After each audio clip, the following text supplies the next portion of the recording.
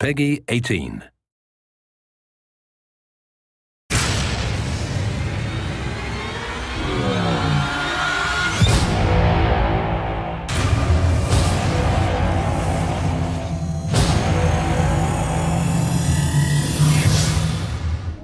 So we're here today in Hoboken, not very far from Saber Interactive's New Jersey office. And if you didn't know, Hoboken is the birthplace of Frank Sinatra. Inversion is a third-person shooter that has a unique gameplay element, which is the ability to control gravity and to navigate in altered gravity environments. What Saber likes to do as a company is we like to try to find cool technical ways to innovate and then see how we can make cool gameplay flow from it. When we started designing Inversion, we wanted to take an already established genre and sort of put our own spin on it. So in the case of Inversion, we were really focused on utilizing physics, and in our opinion, the best way to utilize physics was through gravity control. In the single-player campaign, you play as Davis Russell. He's a cop.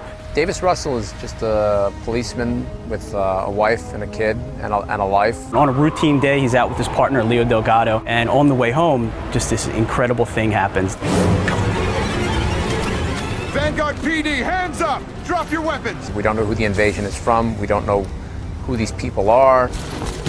Citizens are running down the street, there's big explosions, they're just completely puzzled. Parts of the ground are being lifted up into the air, and we don't know exactly what's happening to the world around them as gravity starts to shift and change in strange ways.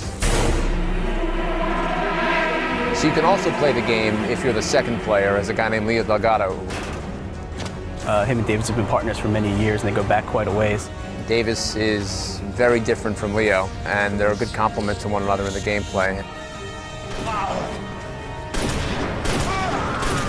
The enemies are called the Lutadors. Davis and Leo really aren't sure where they've come from. I can kind of give you the historical background, the initial designs in terms of the art, style, and feel that we were going to do something which kind of looked a little bit like a Brazilian city. The Lutadors came from that whole idea about the influences with, you know, Portugal or Brazil, better yet. They are more savage because of the conditions that they're living in, and that their size and form is based off of that as well. And as the story progresses, you also progress with Leo and Davis. You get to find out more and more and more about what's going on. There's a lot of deep tricks that we have. Which turns what many might consider to be kind of a generic, prototypical story into something a little bit different. It's a cool twist, and we like it, and it fits. It fits for the game. Gravity as a weapon was just something that we thought would be very fun. In a third-person game, you have your guns, you have your grenades, you have all your standard stuff everyone's seen before. And we've used that as a springboard to explore the second element, which is really the core element of the gameplay, which is gravity. What we thought of was this GravLink device. This GravLink device gives you the opportunity to do a bunch of different things. You can use the GravLink and shoot a projectile of low gravity, which will create sort of a low gravity orb. So you can increase gravity, making things heavier, making things collapse.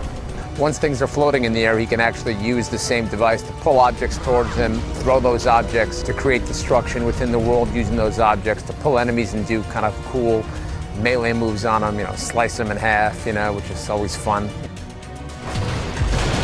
Come on, move it! There's things that we didn't even know the player can do until we started playing around with gravity within the course of the game. You know, you want to get to use them, you want to learn them, and sort of become really intimate with these things, because they're going to help you out. And because we're using realistic physics to simulate everything we're doing in the game world, there's no limits to what can be done. So I think people are going to be doing things that we didn't expect, and we're going to be surprised by them as well.